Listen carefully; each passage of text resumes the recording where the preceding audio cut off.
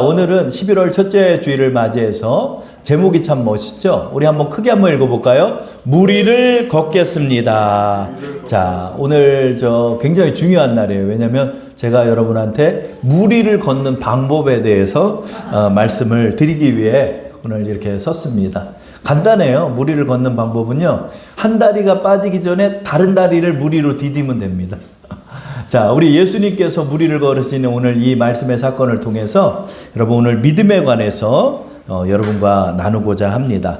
우리 고대 그리스도의 의사였던 히포크라테스가 사람의 4가지 기질에 대해서 이렇게 말했습니다. 그래서 우리 좀 잘 알죠? 다혈질 하는데 이 다혈질과 담즙질과 우울질과 점액질 이 4가지 유형의 사람들이 있다라고 했어요. 이 사람은 그 사람의 몸속에 있는 체액의 그 양에 따라서 사람의 성격의 유형이 달라진다 해서 이 4가지로 분류를 했는데 우리가 잘 알고 있는 다혈질이 있죠. 이 사람은 열정적이고 외향적이고 낙관적인 기질을 좀 가진 사람이라고 합니다.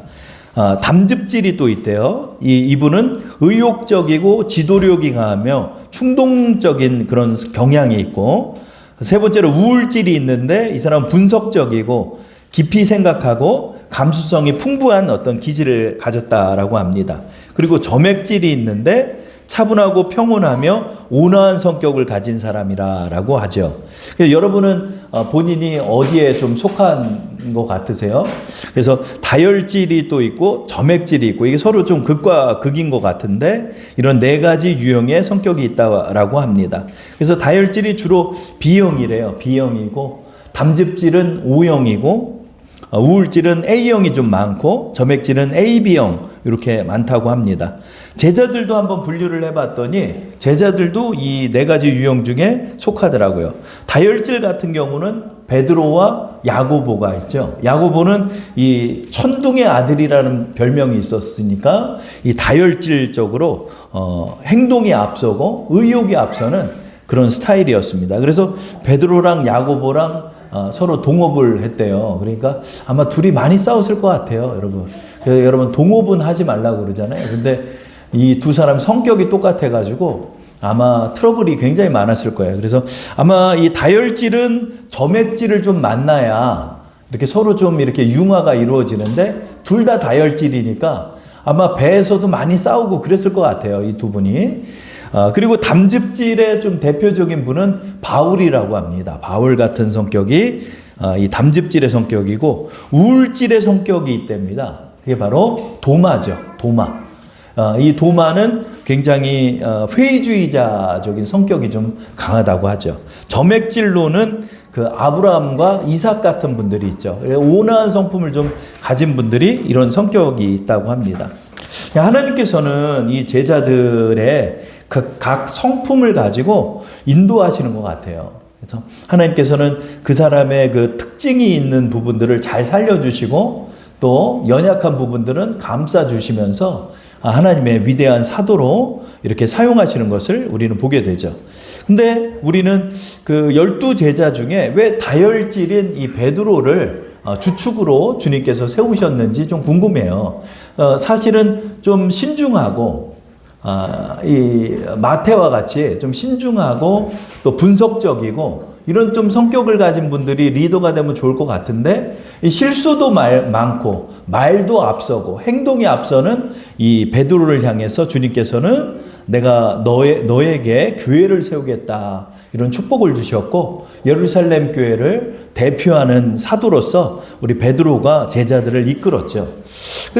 베드로같이 이렇게 실수 많은 사람을 우리 주님께서는 왜 사용하셨을까?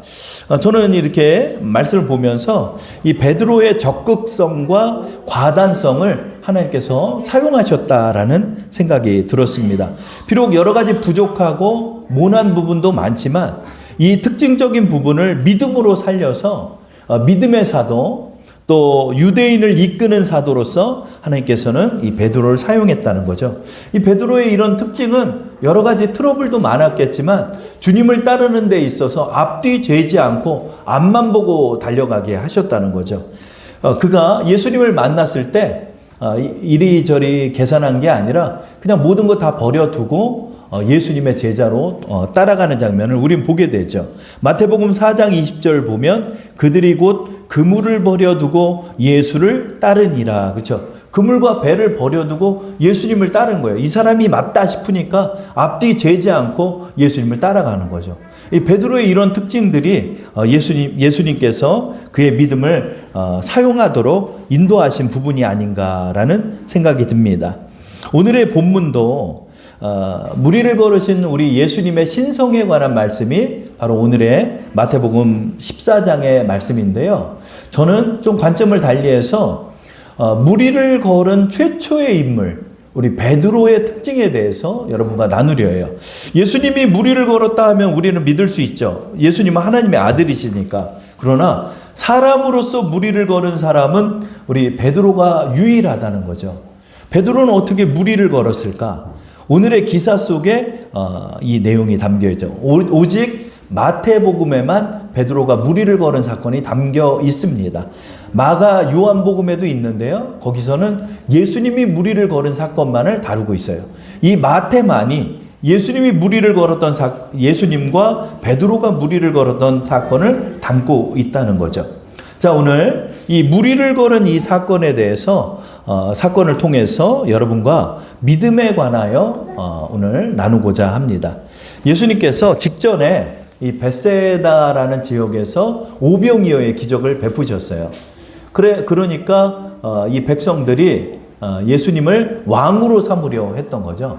그러다 보니까 예수님께서는 이 세상의 왕으로 오신 분이 아니셨기 때문에 이 백성들을 급하게 해산하고 제자들은 배를 타고 건너편 가버나움 지역으로 건너가도록 했어요. 왜 이렇게 급하게 했을까 생각해 보니까 아마 베드로가 또 그랬을 것 같아. 베드로가 예수님 왕으로 추대한다고 그러니까 아마 거기에 나섰을 것 같아. 그 자리에 그냥 있으면은 베드로가 예수님을 추대해서 왕으로 삼고 자신은 또 높은 자리에 앉으려고 하고 아마 이런 일들이 일어날까봐 급히 제자들을 백성에게 떼어놓기 위해서 이 벳세다 지역에서 배를 띄워가지고 건너가게 하셨습니다. 그래서 그 백성들이 다 해산하게 되면 다시 벳세다로 모여가지고 그 가버나움 지역으로 건너가서 사역을 이어가시려고 했는데 백성들이 예수님을 가만히 놔두지 않는 거죠. 그래서 배를 타고 제자들의 배를 따라잡고 또 해안선을 따라서 제자들의 이동 경로를 따라 붙는 그런 일들이 일어났습니다. 그러자 예수님께서는 산으로 들어가서 모습을 보이지 않으셨죠. 그래서 제자들은 배 위에서 한참 기다려도 예수님이 오지 않으니까 또 백성들이 해산하지 않으니까 어쩔 수 없이 가버나움 쪽으로 이렇게 건너갑니다. 이 갈릴리 바다는 여러분 그 사진에서 보시는 것처럼 길쭉하죠. 그래서 동서로는 한 11km 정도 돼요. 그리고 남북으로는 한 20km가 넘으니까 좀 길쭉한 그런 모습입니다. 그래서 갈릴리 바다라고도 하고 갈릴리 호수라고도 하는데 호수면 호수고 바다면 바다지 왜 바다이면 호수라고 할까 해서 알아봤더니요. 그 예전에 그 명칭이 그냥 바다랑 이 호수랑 이 물이라는 명칭이 같았답니다. 그러다 보니까 그냥 그 이 갈릴리 물이라고 표현을 했는데 이것이 바다로도 또 호수로도 이렇게 번역을 하다 보니까 갈릴리 바다 호수라고 했습니다. 그래서 이 갈릴리 호수는 그 유대인의 최고의 식수원이었죠. 그러나 굉장히 커요, 생각보다. 그러니까 지금 벳세다에서 가버나움으로 건너가는 건 적어도 10km 가까이는 되죠. 10km 정도 가까이 되는 그런 거리가 돼가니까 배를 타고 이렇게 갔습니다. 근데 이동하는 과정에 광풍이 일어난 거예요. 광풍이 일어나가지고 노를 저어서 가야 되는데 이 맞바람이 불어오다 보니까 앞으로 나가지를 못하는 거죠. 그래서 바다에서 헤맸습니다. 근데 그 헤맨 시간이 적어도 8시간에서 9시간은 되죠. 우리 마태복음 14장 23절을 보면 우리 한번 읽어볼까요? 무리를 보내신 후에 기도하러 따로 산에 올라가시니라 저물매 거기 혼자 계시더라. 그러니까 예수님은 배 안 타고 산에 올라가셨는데 그때가 저물 때였죠. 그러니까 한 6, 7시 정도가 됐죠. 근데 바다 위에서 예수님을 만난 건 사경이라고 25절에 사경이다 표현하죠. 이것은 새벽 3시부터 6시까지니까 적어도 6시에 헤어졌어도 9시간을 바다에서 헤맨 거예요. 아무리 노를 져도 앞으로 나갈 수가 없습니다. 맞바람이 불다 보니까 너무나 힘들었죠. 우리 그 장면 볼까요? 14장 24절이죠. 읽어보겠습니다. 배가 이미 육지에서 술이나 떠나서 바람이 거스름으로 물결로 말미암아 고난을 당하더라. 여기 바람이 거스르다. 이게 맞바람이 분다는 거예요. 맞바람이 하필 불어오다 보니까 도저히 앞으로 나가지 못하죠. 또 돛을 필 수도 없고 그러다 보니까 바다에서 계속 이렇게 헤매는 거예요. 그런데 바람이 부니까 물결이 일었다 그러죠. 파도가 높아집니다. 배가 잘못하면 뒤집어지고 물은 계속해서 이 배 안으로 들어옵니다. 물을 퍼내고 한쪽에서는 젖고 그 헤매는 시간이 적어도 8시간에서 9시간 이상이나 헤맸다는 거죠. 근데 예수님이 없었습니다. 그런데 예수님께서 물 위로 걸어오시는 것입니다. 우리 그 장면 한번 볼까요? 14장 25절, 26절이죠. 다 함께 한번 합독해 보겠습니다. 밤 사경에 예수께서 바다 위로 걸어서 제자들에게 오시니 제자들이 그가 바다 위로 걸어오심을 보고 놀라 유령이라 하며 무서워하여 소리를 지르거늘 이렇게 말씀하죠. 밤 사경에 새벽 3시부터 6시 사이입니다. 그 사이에 예수님이 물 위로 걸어오니까 깜깜해서 보이지가 않겠죠. 근데 어떤 형상이 저쪽 멀리서 걸어오는 것입니다. 제자들은 얼마나 떨어져 있었을까요? 술이나 떨어졌다라고 24절에 표현하고 있죠. 술이라고 표현하지만 요한복음에 보면 십리를 갔다라고 요한복음 6장에 나와 있습니다. 그러니까 적어도 4km 이상을 지금 헤맨 거죠. 그러니까 한 절반쯤 왔을 것 같아요. 베세다에서 가버나움 쪽으로 절반 정도 온 그 거리를 예수님이 지금 걸어오시는 거예요. 그러니까 예수님께서는 근처에 있는 배에 온 것이 아니라 4km 이상을 걸어오신 거예요. 물 위로. 근데 제가 아까 말씀드렸죠. 물 위를 걷는 방법은 발을 빠르게 움직여야 돼요. 근데 예수님은 뭐라고 그랬죠? 걸어서라고 25절에 말씀하고 있습니다. 예수님께서는 유유히 물 위를 걸어서 오신 것입니다. 어떤 형상이 물 위로 걸어오자 제자들이 놀라서 소리를 지릅니다. 소리를 질렀다라고 표현하고 있죠. 그래서 이들이 그냥 소리를 지르면서 무서워하고 이러는 거죠. 정말 까무러칠 만큼 놀라죠, 여러분. 물 위에 아무것도 없는데 갑자기 어떤 형상이 자신을 향해 걸어오니까 정말 귀신이라고 아마 생각을 했겠죠. 그래서 놀라서 제자들은 막 소리를 지릅니다. 그때 예수님께서 말씀하죠. 난이 두려워하지 말라. 그렇죠. 우리 27절을 읽어볼까요? 예수께서 즉시 이르시되 안심하라. 난이 두려워하지 말라. 예수님께서 아마 큰 소리로 말했을 거예요. 나니까 두려워하지 마라. 이렇게 이야기를 했죠. 분명히 예수님 목소리랑 비슷했을 것입니다. 그러나 형상은 확인되지 않는 거리였습니다. 그때 베드로가 아주 유명한 말씀을 하죠. 나를 물 위로 걷게 하소서. 이렇게 말씀하는 장면을 우리 28절에 볼 수 있습니다. 우리 한번 읽어볼까요? 베드로가 대답하여 이르되 주여 만일 주님이시거든 나를 명하사 물 위로 오라 하소서 하니. 그렇죠? 베드로가 아주 기발한 말을 하는 거예요. 예수님을 확인하는 방법으로 당신이 예수님이라면 나도 물 위를 걷게 하소서라고 말씀한 거예요. 그랬더니 예수님께서는 즉시 대답합니다. 와라. 이렇게 간단하게 주님께서 말씀하죠. 29절 읽어볼까요? 오라 하시니 베드로가 배에서 내려 물 위로 걸어서 예수께로 가되. 그쵸? 오라. 오라.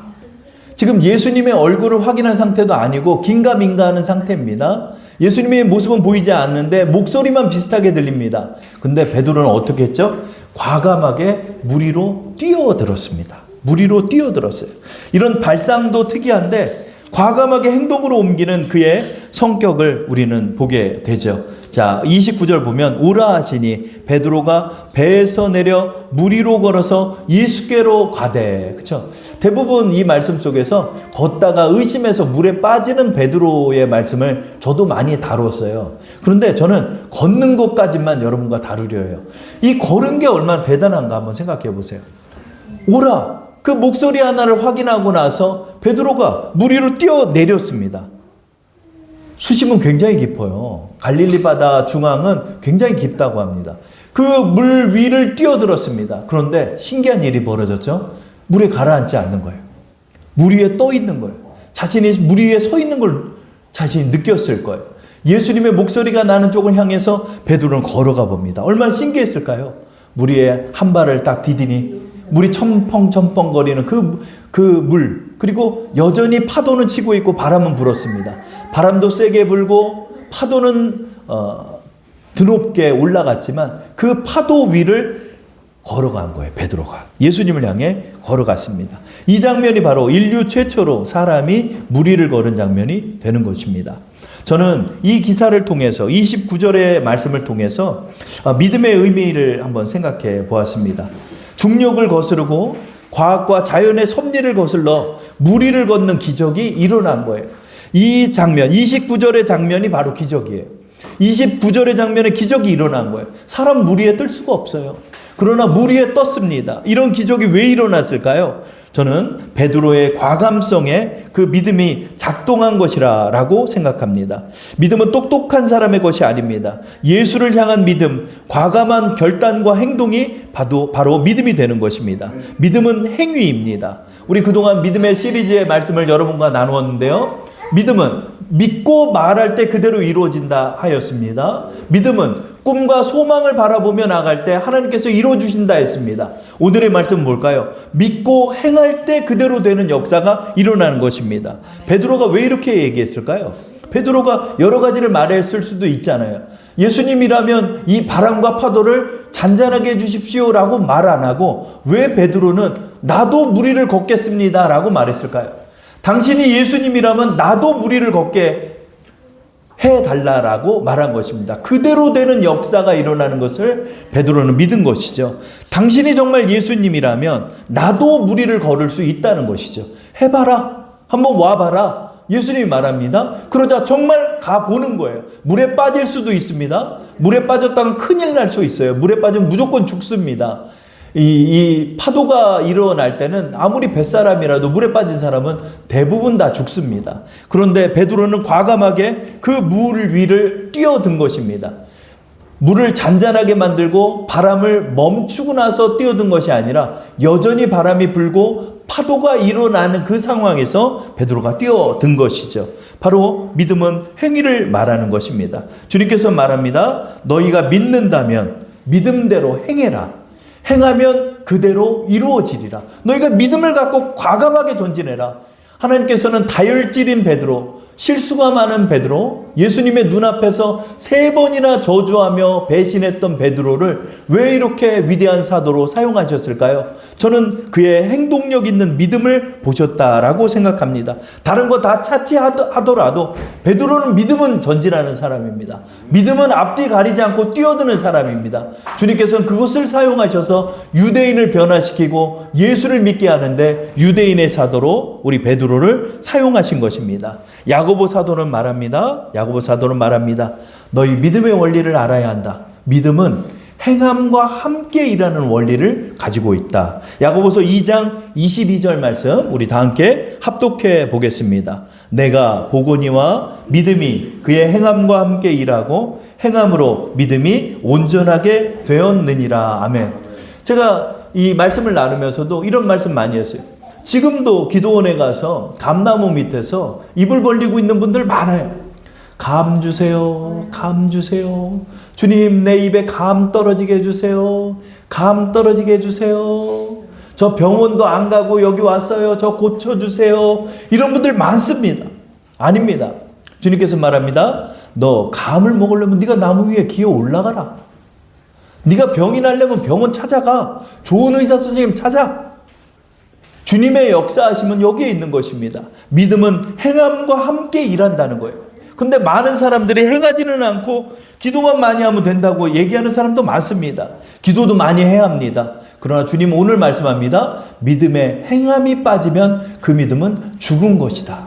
너희가 이것을 모른 채 그렇게 하고 있으니까 응답받지 못하는 것이다. 야고보서 2장 26절에 그것을 말씀하죠. 읽어볼까요? 영혼 없는 몸이 죽은 것 같이 행함이 없는 믿음은 뭐요? 죽은 것이니라. 행하라는 주님을 믿는 믿음을 너가 가졌다면 그 행함으로 너의 믿음을 보이라라고 야고보는 말합니다. 이 야고보는 제자 보아너게 야고보가 아니에요. 예수님의 동생 야고보예요. 예수님의 동생 야고보도 예수님을 의심했었어요. 아니 어떻게 우리 형이 하나님의 아들이야. 엄마 지금 형이 지금 자기 하나님 아들이라고 저기 돌아다니고 난리가 났어. 엄마 마리아와 함께 야고보가 찾아와서 형 빨리 집으로 가자. 형 이런 것 좀 하지 마. 라고 이야기했던 사람들이 그 가족들이었어요.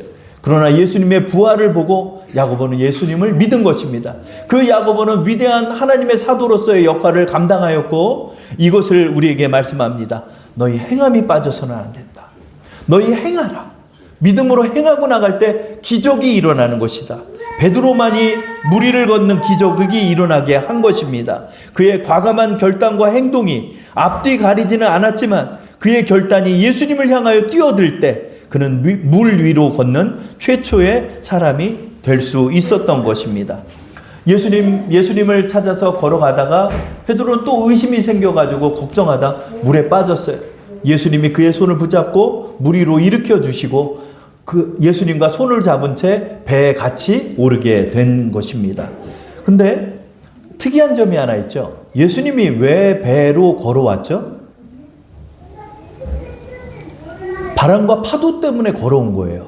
예수님이 없는 상황에서 그 물 위에서 9시간씩 고생하고 있는 제자들, 잘못하면 생명의 위협까지 느끼는 제자들을 위해서 바람과 파도를 그치게 하기 위해서 오셨죠. 그런데 특이하죠. 오늘 마태복음 14장의 말씀에 예수님이 어디에도 바람과 파도를 꾸짖는 장면이 없어요.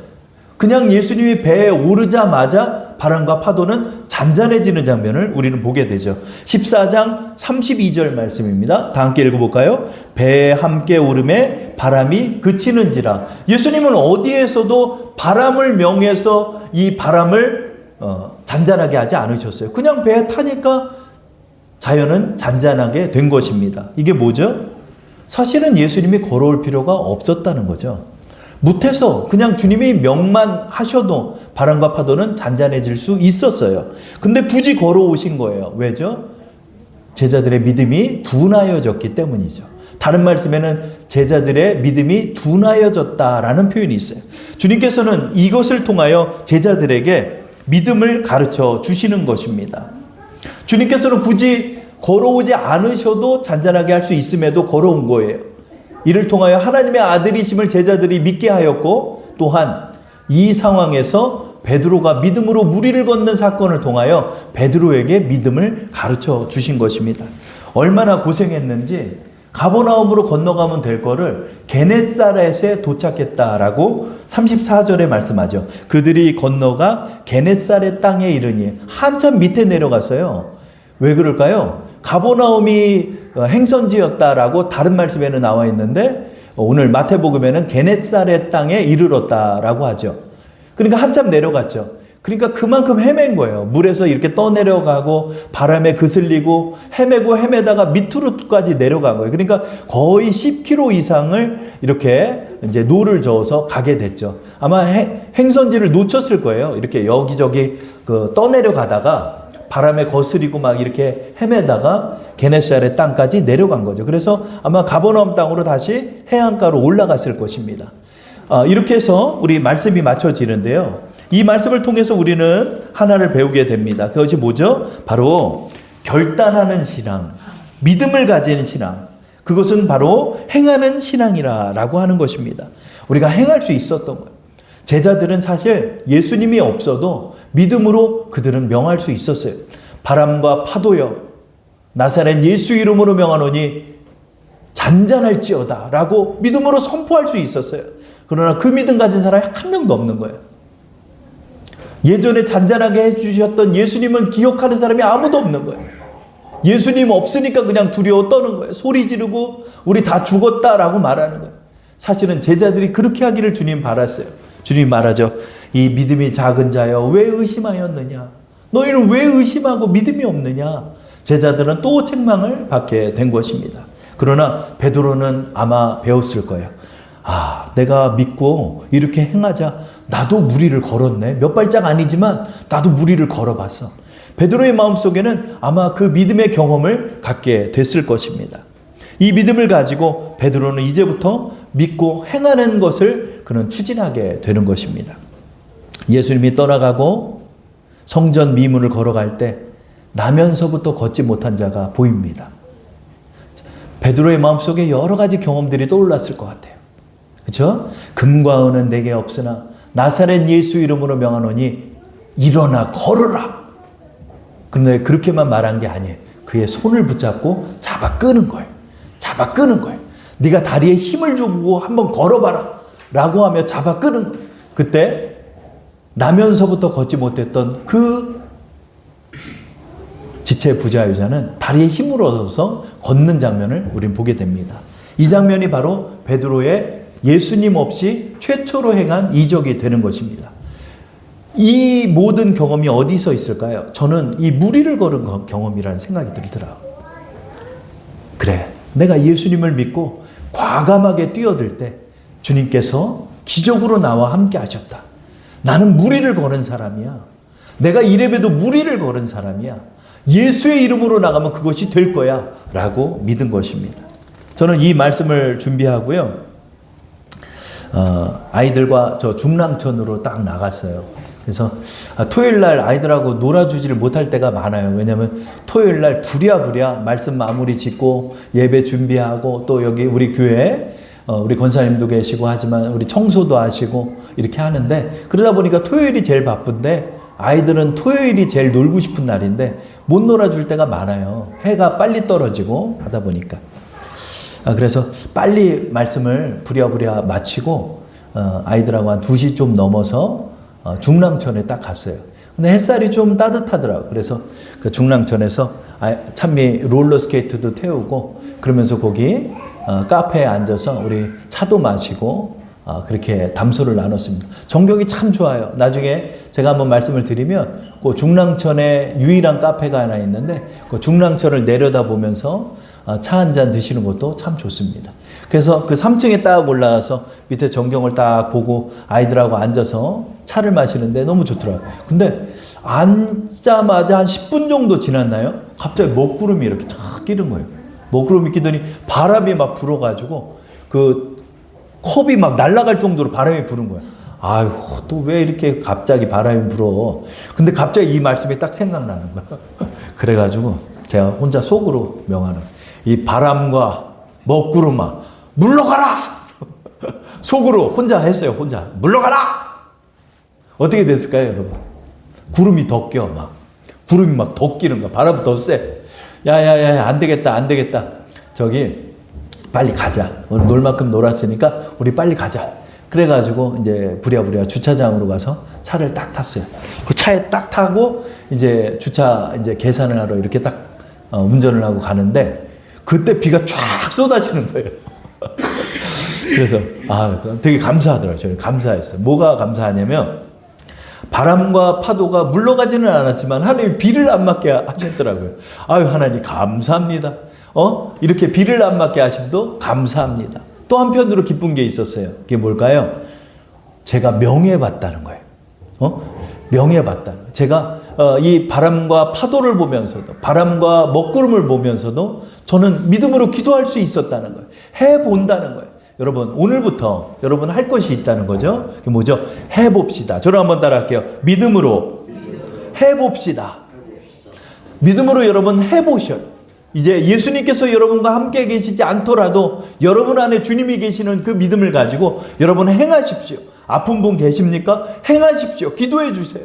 여러분 또 어려운 일이 있습니까? 여러분 어려운 일을 향하여 선포하십시오. 주님이 여러분과 함께 하십니다. 주님이 여러분에게 말합니다. 너도 말해봐라. 나도 무리를 걷겠다라고 말해봐라. 베드로만 말했어요. 주님, 만일 주님이시라면 무리를 걷게 하소서. 내가 무리를 걷겠습니다. 명하시면 나 뛰어들겠습니다. 라고 베드로는 말했던 것입니다. 베드로는 이 믿음의 경험을 가지고 언제나 행했을 거예요. 실수도 많았고 부족함도 많았고 이를 그르치는 일도 많이 있었겠지만 베드로는 언제나 믿음이 왔으면 그 믿음을 가지고 행했던 사람이 우리 베드로가 되는 것입니다. 여러분 어떠십니까? 바람과 파도를 보며 그 물살만을 보십니까? 그 물살 위에 서 계신 예수님을 바라보시기 바랍니다. 그리고 예수님에게 이렇게 말하십시오. 주님, 만일 주님이시라면 나도 무리를 걷게 하소서. 여러분, 이 믿음을 가지고 전진할 때 여러분도 무리를 걷는 그런 기적을 경험하게 될 것입니다. 그 믿음으로 언제나 믿음과 함께 행함으로 일하시는 우리 주사랑 성도 되시기를 축원합니다. 자, 우리 이 시간 함께 잠시 기도 드리겠습니다. 세상 모든 풍파가 여러분 앞에 있습니다. 그 풍파는 가시지 않을 것입니다. 그러나 그 풍파 위에 예수님이 서 계시다는 사실을 생각하시면서 여러분의 난관과 여러분의 어려움을 선포하며 나도 무리를 걷겠다라고 선포하며 나가게 해달라고 우리 함께 잠시 기도 드리겠습니다.